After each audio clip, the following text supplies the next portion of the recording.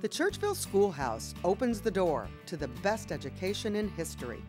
Visitors to the Churchville Schoolhouse take a step back in time to watch history unfold in a restored National Register of Historic Places property that dates to the Civil War era.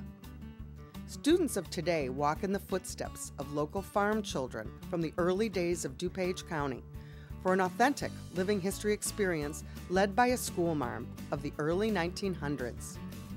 A visit to the Churchville Schoolhouse is hands-on, educational, and fun.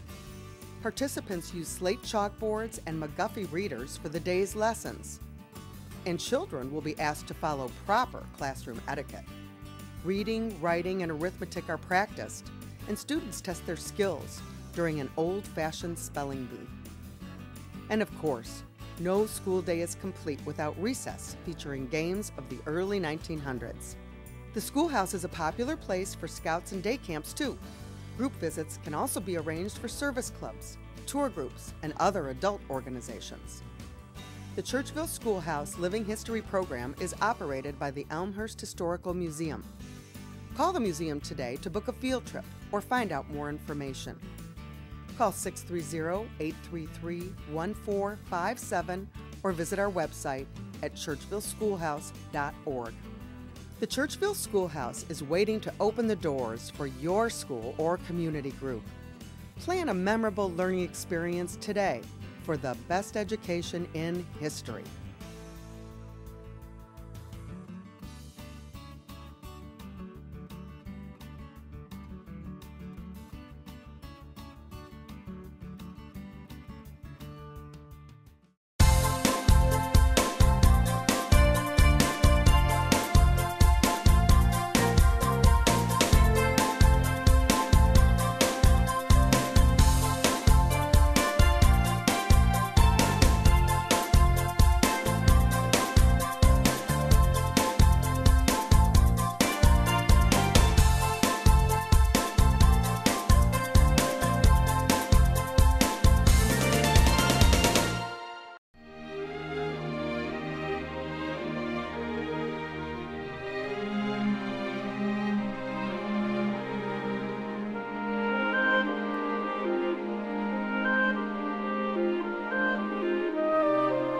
Welcome to Elmhurst Time Travelers.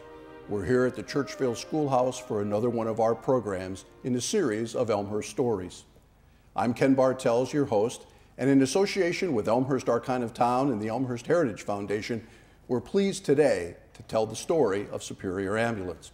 And to do that, we have two people intimately familiar with that story, Blanche Hill and David Hill.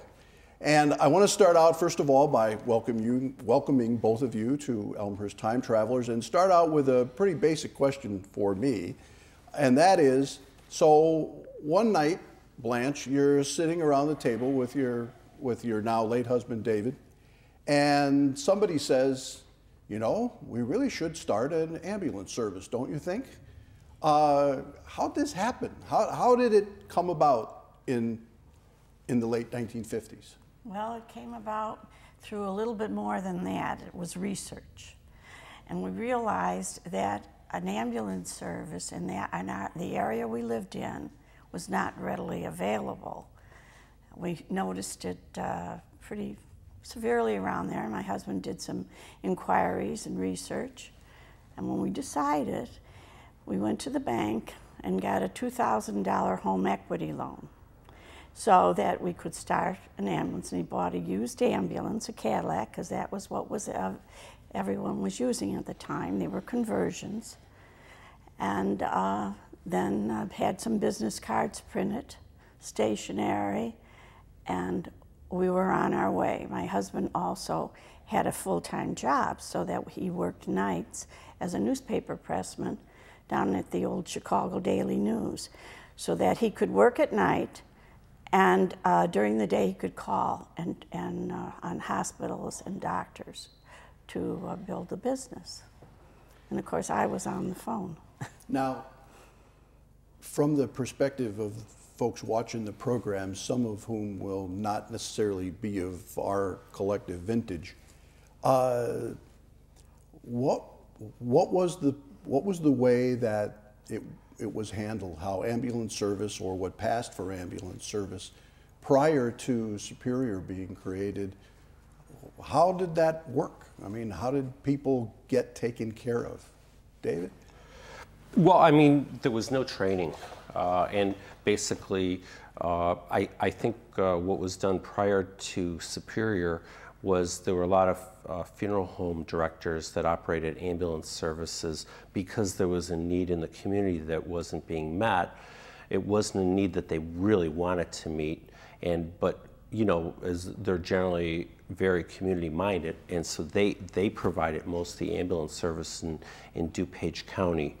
And one of the ways that Superior was able to help them and also help ourselves was we'd go to the 2 or 3 funeral directors in each town who really didn't want to do it, but they were doing it, and we explained how we were a professional ambulance service, and we wanted to do it, and we had a lot of training compared to what they were able to do, and they would say, "I'll sell you mine if that guy will sell you." And so we would generally go in and try to buy all the funeral directors in each town. And this continued into the 80s when we bought out the last funeral home ambulance service in DuPage County, which was Leonard's. We're sitting in Bensonville right now. We bought out the Giles funeral home ambulance service in 1963. And yet at the same time, and I don't want to belabor this, but there really was very little, you mentioned the word training, there was very little training prior to your idea. Where did you initially get trained? How did that come about after you, I mean, that had to be part of the research, obviously. Oh, yes. And you're right. First thing we did was hire a doctor to teach Red Cross first aid training, because that's all that was available. And so we would do that in our home, in our living room, and educated people who were going to be working for us. And they all worked part-time in the beginning to that. And then through other organizations, my husband became involved in the National Registry of Emergency Medical Technicians. He was one of the founding members through other services throughout the country, other ambulance operators. And they started training and registering the EMTs, as we call them today. And later on it was the paramedics. So we had the first programs in the state for EMTs, and my husband's signature was on all the nationally registered cards. So the people who became registered early on still have that card. Still have that card and know the name. Yeah. Was the, you know, like all new businesses, were you embraced from the start? Were there folks that registered resistance? The folks that had been doing it, obviously they had made some money off of doing it, so how did they all feel about this? Well, funeral homes wanted out. They'd be in the middle of a funeral and there'd be an accident on the highway, and they just said, "We can't come, we have a funeral." So the dispatcher, usually the sheriff's office, would sit on the phone and try to find someone to help them at this accident. And we were doing those calls. So that's how it drew us more and more into DuPage County and further out to the rural areas of DuPage County, where there was no one to do this. Then there was a need. And so, and with the need became the training. It became very important. If you're going on an accident, you better know how to do a few things. So you get your home equity loan, you start Superior Air Ground Ambulance Service, and your husband's working full-time, you're at home with the family, and now you've got this basically 24/7 business. What was that like specifically for you? I had 3 young children at that time, and it was the phone with a long cord on it going all over the place, with 2 phones in what we had was a back bedroom made into an office. And in the middle of the night, I stumbled out of bed and ran for those phones to answer them, to answer the calls. And the children knew that when the phone rang, you had to be quiet. So there was a lot of discipline. And the talk around the dining room table, or if you were a guest at every holiday was at our house. Our relatives would come over because we couldn't leave the phones. And if you were fortunate, you got to go on a call. So in the middle of the dinner, the phone would ring, and there'd be two people that would leave the table. It was, you know, state of the art at that time was what we had to offer. So the dispatch center, if you will, was in the back bedroom. Yes, it was, with two separate phones, because that was less expensive than having a button phone. And how old were the children at that point, Blanche? How old were you, Davy? Well, yeah, how old you were know, you? I was about 2 when you started Superior. You and Dad started Superior, so depends what year you're talking about. So, but you know, we ran the dispatch out of our home, and it was a 24-hour process till 10 years later, 1969, when we were able to finally build a modern dispatch center over on Addison Street in Addison and 3rd in Elmhurst. So then we were able to, for the first time, move the dispatch out of the home. But the radio was always on, you know, you know, even into the 80s. The radio of the communication between the crews and was a constant in our home. You know, it was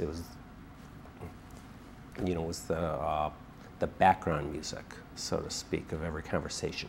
Well, there have to be stories and remembrances that the two of you have, obviously from different points in history, but the you know, the early on. I mean, were there days when the phone didn't ring? Oh yes, in the beginning. Oh yes, but you couldn't leave them. You had to be there, so someone had to be there all the time. And things that happened, as I said, around the dinner table, it was always discussion of what happened today, what calls were done. And when Marilyn Monroe died, Davy says, "Dad, did we get the call?" So, I mean, but it was, they grew up in this. And our 4th child was born, and when I went to the hospital, my father-in-law had to take me because Dave had to be on the phone, my husband. So, you know, there are lots of stories in there of pioneering. And the schoolhouse is older than that, but what we did was pioneering too. Well, and great personal sacrifice, all up and down the family food chain. I mean, not just mom and dad, but, you know, it had to change the course of just, you know, what was normal in the Hill household was to be there, manning the phones, waiting for the phones. That was probably your first job, right? One of them. That was my first job that I worked a whole weekend on, where I'd work a 64-hour shift over on Addison Street. But actually, my first job, you know, I asked for an allowance when I was 6 years old. My dad said, "Well, if you want money, you're going to have to earn it." And so I started selling, you know, flower seeds door to door. So, and only after I had had a few more jobs did they think I was ready for Superior. And then at that time I was 14. So, and then I started in as an apprentice mechanic. So, but yeah. I'm sorry. Go ahead. Growing up in our family, when my daughter was in, well, I think was 2nd or 3rd grade and got sick at school, we couldn't leave the house, so we sent an ambulance over. Well, my goodness, she was so embarrassed to have an ambulance pick her up from the nurse's office at school. But that's how we did it. Well, I saw the photos of the Cadillac ambulance on the website, and I, you know, I remember that automobile. I don't remember it necessarily as an ambulance, but I remember that vintage, and it's was fascinating to look at. And then, of course, the technology that we have today, which we'll get to a little bit later in the program. How did things progress? Let's say, you know, we've started, it's 1959, and now it's 1961, just 2 years later. What differences exist? Well, in a couple of years, it just was a slow climb. When we did 30 calls in a month, we thought, okay, we're going to make this. And then there reached a point where my husband was able to quit his job and we could take money out of the business, and that was several years later. It was a long struggle in there. After all, this was a long time ago. And then with the EMTs and the progress that was happening in medicine, it became very evident that the funeral directors didn't want to go through that training. And even, like Davey said, the last one out, they said they had done the EMT training and everything, but that was more than they really wanted. So it was easy, not easy, but it took time, but we established ourselves as emergency services. So the business plan is working. Yes. The business plan is working, and, Yeah. and the opportunity for your husband to work full-time in the business, the opportunity to just move forward. I have to ask this because I really am not sure about it. Where were the municipalities in all this at that point in time? Well, were they in, I mean, obviously there were fire departments and there were both. But there was no training. There was no training, okay. It was very rare for fire departments to perform this service, especially in the 60s. A lot of the EMS was more or less managed and controlled to the police department apparatus. A lot of the fire departments were either part-time, paid on call, volunteer, and even if they were full-time, they didn't have large staffs. And so we were basically in the 60s and then early into the mid 70s. We were doing 70% of the EMS in DuPage County, and a lot elsewhere too. I think what happened was in the mid 70s that there were a lot of federal grants there was a federal act where they were giving grants for ambulances to communities and other forms of government. And so I think a lot of times that the local fire district or government got into providing ambulance service then because they got free ambulances. Now with the wisdom of free ambulances, did that training come along with the ambulances? Still, no. So you've still got folks essentially, riding or driving ambulances that may not necessarily be the ones that you want to have show up first. Well, the fire departments like we were good at having having their personnel trained. We were I think the first paramedic provider in DuPage County. That was 1973, competition is a great thing, and we compete to do a good job, and if we provide great paramedic service, whoever else is, whether it's another ambulance service, another town, is going to try to do the same also. So,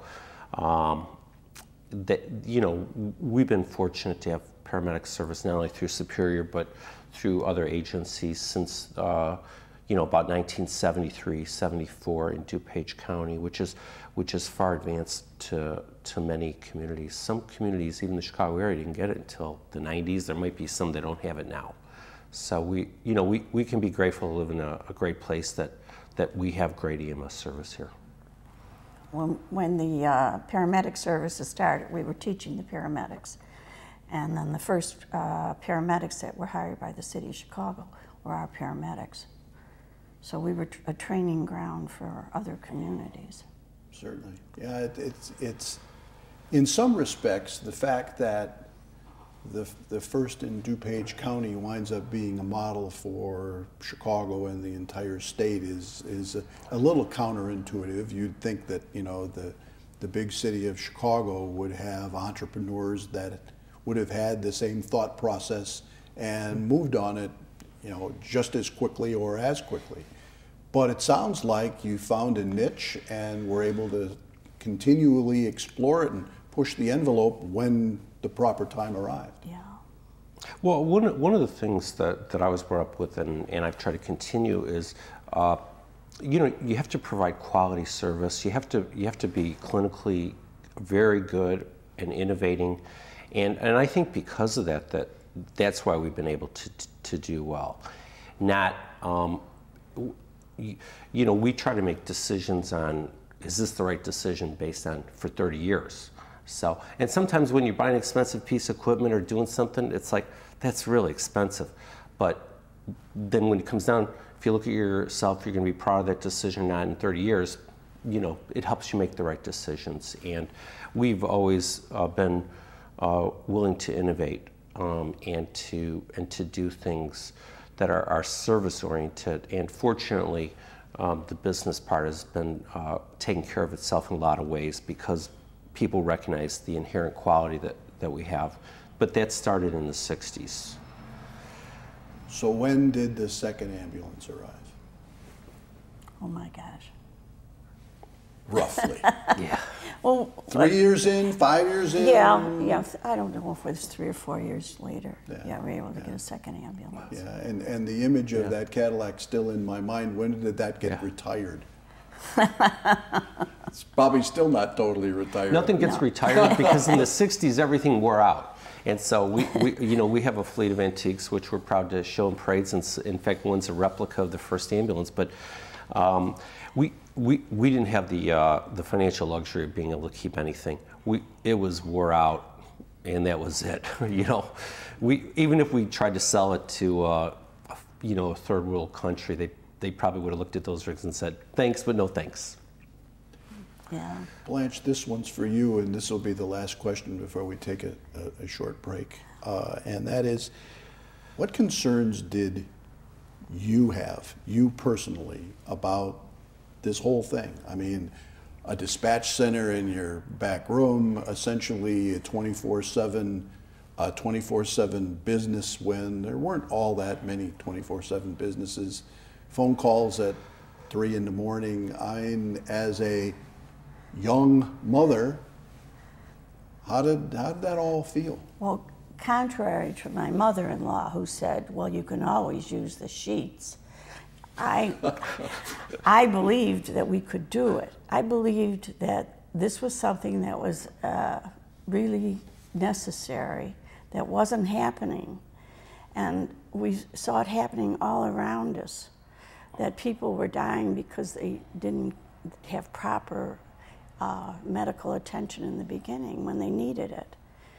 And you can see how healthcare has just progressed. So I had faith. Well, and I know, I was fortunate to know your late husband a little bit. Yeah. And I know how passionate he was about all those same things, that all of us have things happen to us in life, whether it's a emergency surgery or some kind of an accident, or even if we're fortunate enough to have it not happen to us, it's going to happen to someone that we care for. And it is a business of caring and personal service. This is Elmhurst Time Travelers. We're talking with Blanche and David Hill of Superior Ambulance. We're going to take a short break and be right back.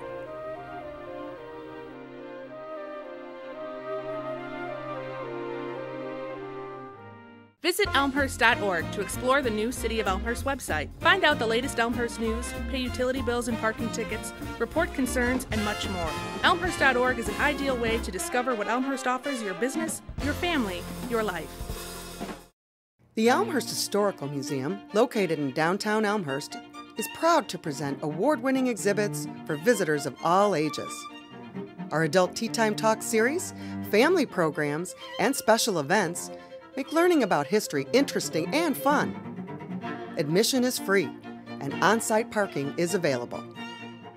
Visit the Elmhurst Historical Museum soon. Call us today, or go to our website for the latest program details.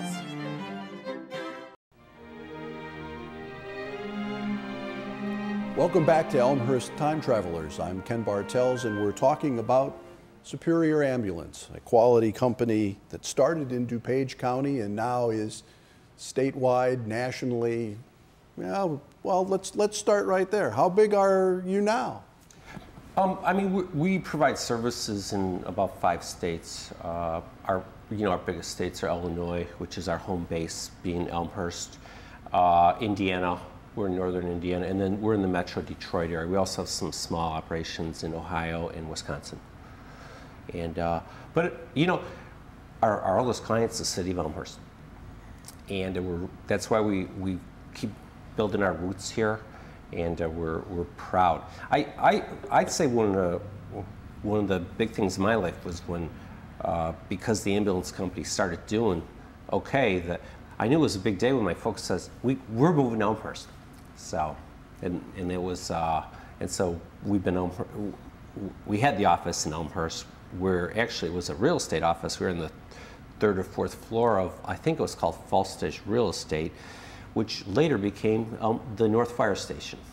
So okay. I think we planted that idea in the community's mind that would be okay to run an emergency service from.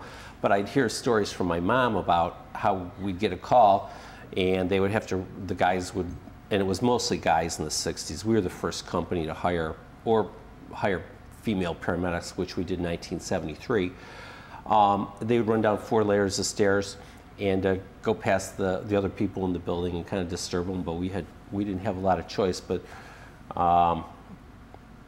so yeah, we're in our 6th location in Elmhurst now. So, but the day my folks said we're moving to Elmhurst was a big day. Well, Elmhurst is glad that day came.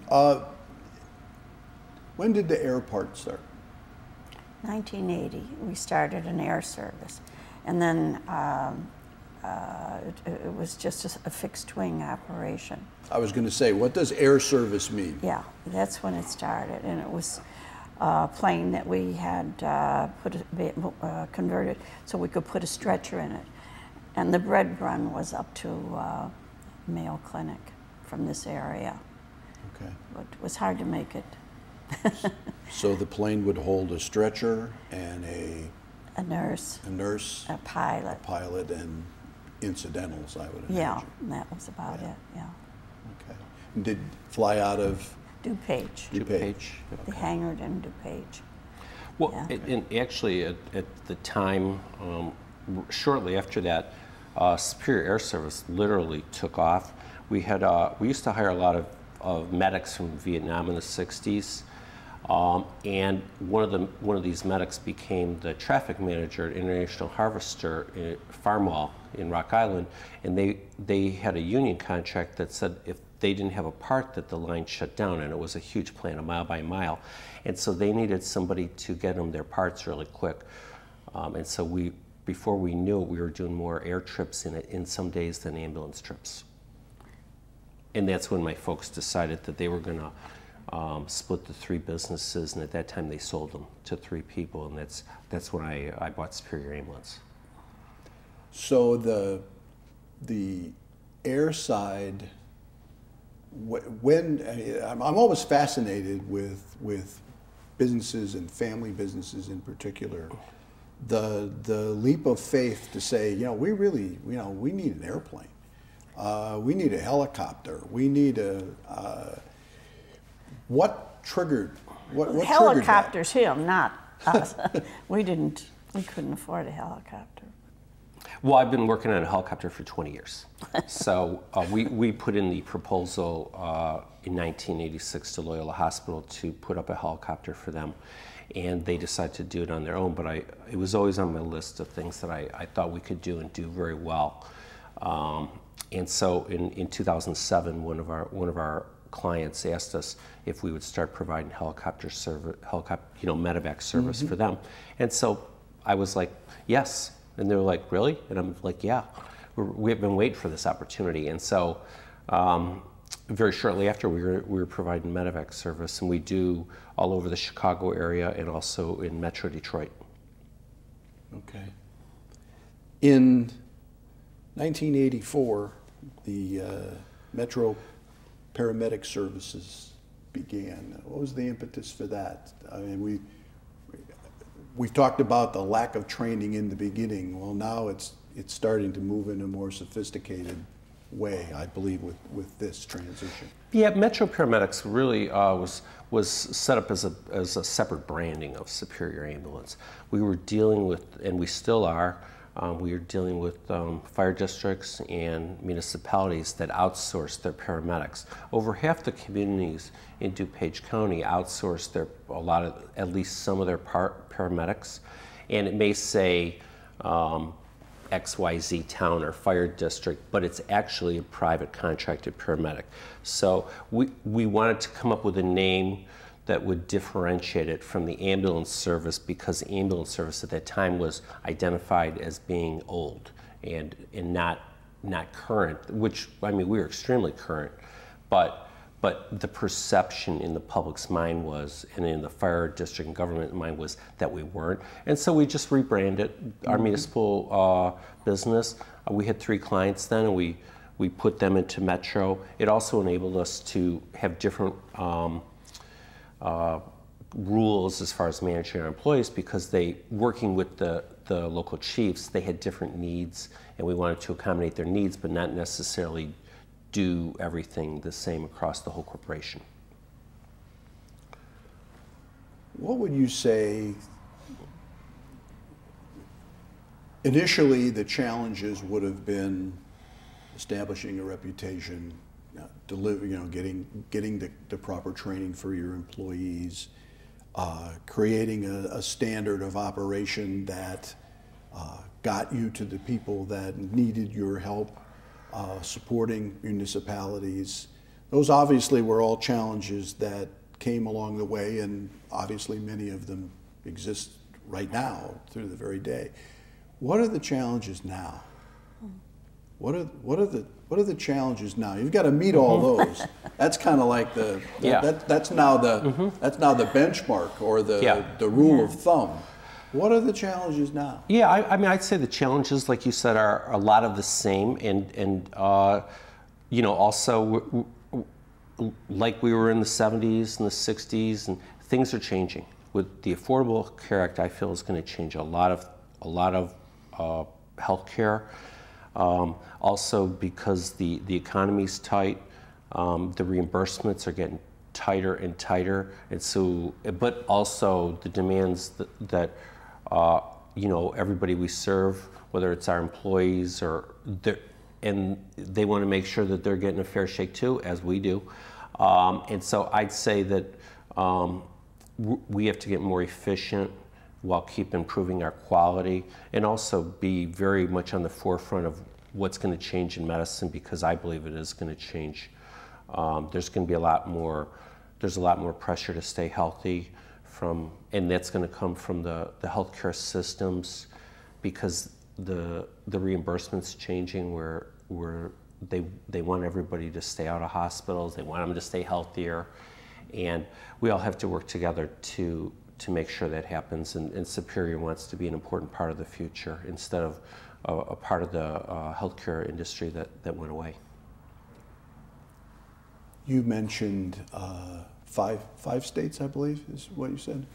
When? Yes. What was after Illinois? What was Indiana was after Illinois. Basically, Northwest Indiana is a Chicago suburb. I mean, it's funny. I can go into you can go outside the immediate collar counties. You can be, in Grundy, and if I tell them, hey, this is basically a Chicago suburb, they are very insulted. If you go into Lake County, Indiana, they're not.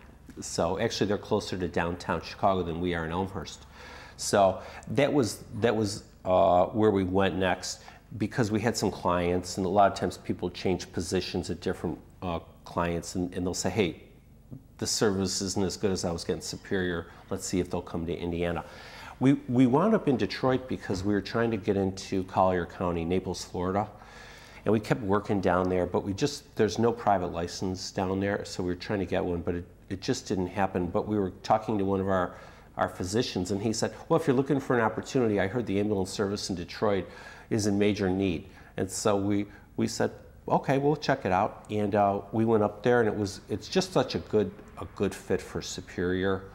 I love the people of Detroit. They're really, the press they get is, compared to their work ethic and how they are to deal with as just on an everyday basis, is excellent. And so we operate about 60 ambulances in Metro Detroit, and that's growing. Right now we're providing some service to the city of Detroit, but mostly to healthcare facilities around Detroit. And I expect that to keep growing. We opened up there in late '05. So. Now you mentioned multiple locations in Elmhurst over the company's history. Yeah. In 2006, you opened up a absolutely spectacular facility on Lake Street. State of the art in so many ways, and that I remember my first tour and the guide telling me about all of the various things. What about that building were you impressed with from the beginning?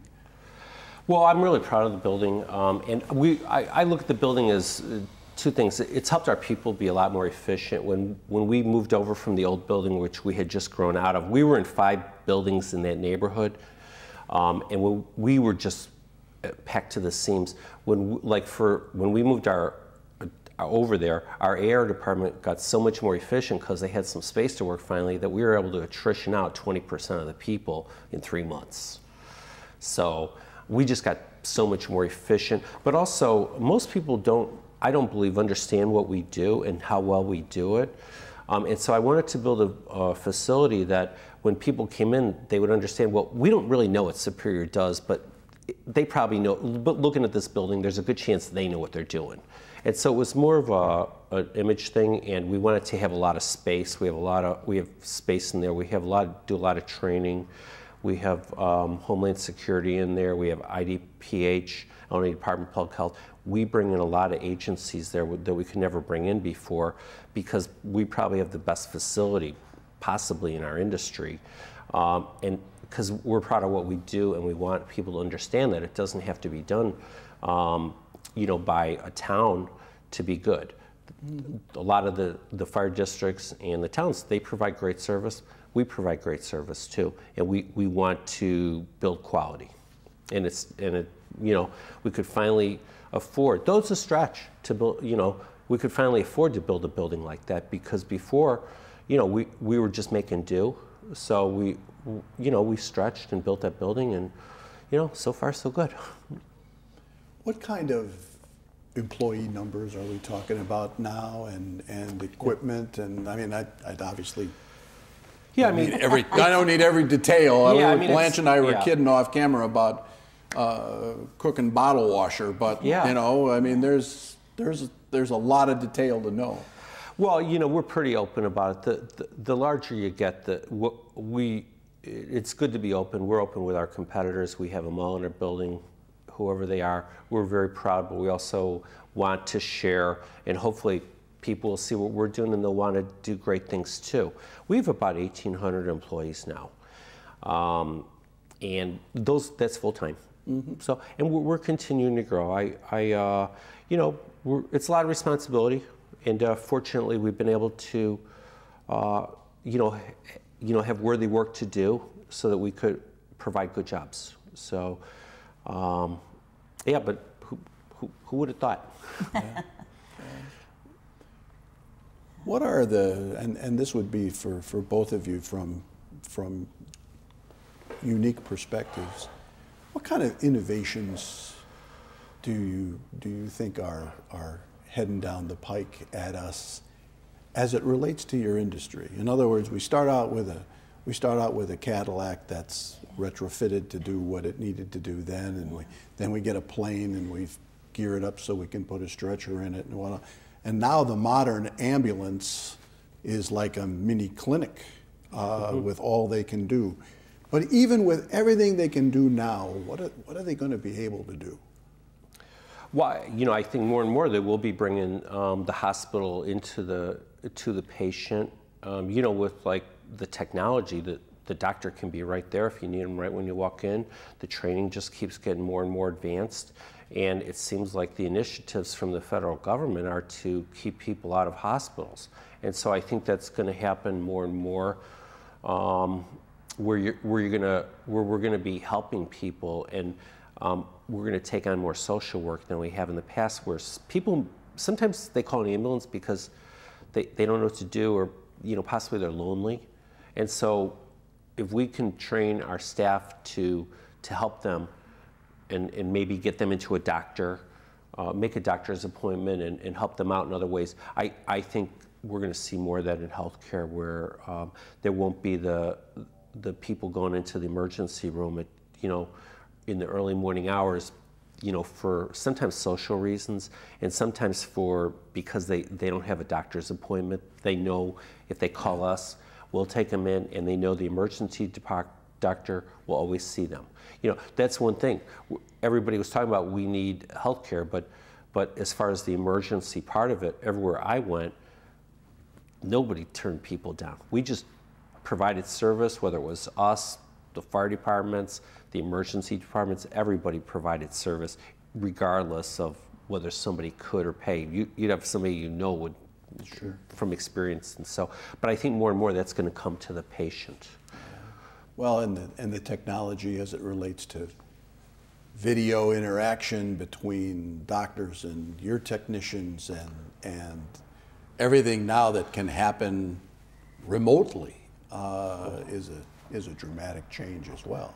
It's going to keep changing. We don't know which way, but hopefully we'll keep paying attention as the cheese moves. We'll be following the right cheese. Well, it's such a challenge for every industry, because you could probably still get parts for that Cadillac, but try getting a part for a 3-year-old something else in the technology sector is a challenge in and of itself. Over 50 years, dramatic success story, 1,800 employees, the dispatch center no longer would fit in the back bedroom. Yeah. What's the future look like? And maybe someone not on a day-to-day basis looking at the future, and then the future from your perspective. Well, first of all, I think a lot has been happening in the last few years about nutrition. And there was a time when it wasn't part of the medical curriculum. So the doctors weren't as much on diet as they are now. So that you even see that in the young children, that they're very conscious about what they put into their bodies. So what goes into your body determines a lot, especially now with the smoking. There was a time when everyone smoked. So you see a lot of that happening, and that affects healthcare. And as we become healthier, and now with the state-of-the-art hospital we have here in Elmhurst, you really realize that healthcare has changed and will be changing. That's at a hotel over there. It's beautiful. But I see. I'm not sure where everything's going. We're just paying attention closely. I think, the directive from the federal government is going to start changing healthcare. The tighter economy is going to change it. I wish I knew, but we just keep trying different things, and sometimes they work and sometimes they don't. One of the things that we've had started to do in '97, and it's really start to get a reputation for that we're proud of, is we, probably because I grew up with it, but we operate 911 dispatch centers. We have a company called Norcom Public Safety, and we operate consolidated dispatch centers for a bunch of communities in West Cook County. And I think there's going to be other opportunities for us as far as communities looking at having private services like ours operate some more of their businesses than they have in the past. We, one town, Cicero, Illinois, we do about 100,000 police calls that we dispatch a year, not including the fire and EMS. And so what we are doing as a company is we're continuing to try different things so that we'll, no matter what happens with what we're doing now, which is a lot of patient transport, that we'll still have meaningful work. Well, I shared with both of you when we began that the program would go by very quickly, and in fact it has. And I want to thank you both for joining me. Superior Ambulance story is a fascinating one, and one that deserves longer than we've had and been able to give it. But I appreciate both of you joining me. Well, we're really honored. Thanks so much for inviting us. This is, something I never dreamed would happen. So, thanks a lot for having us. You've been watching Elmhurst Time Travelers. I'm Ken Bartels, and for Blanche and David Hill, we'll see you again. Thanks for watching.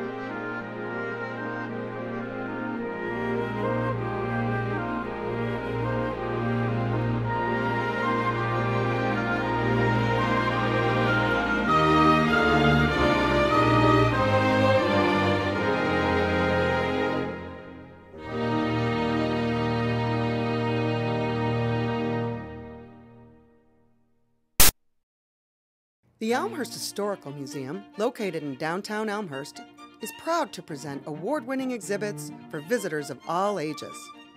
Our Adult Tea Time Talk series, family programs, and special events make learning about history interesting and fun. Admission is free, and on-site parking is available. Visit the Elmhurst Historical Museum soon. Call us today, or go to our website for the latest program details. Hi, I'm John Quigley, President and CEO of the Elmhurst Chamber of Commerce and Industry. In these challenging economic times, it's imperative that our residents and businesses band together to not only shop Elmhurst, but buy Elmhurst whenever possible.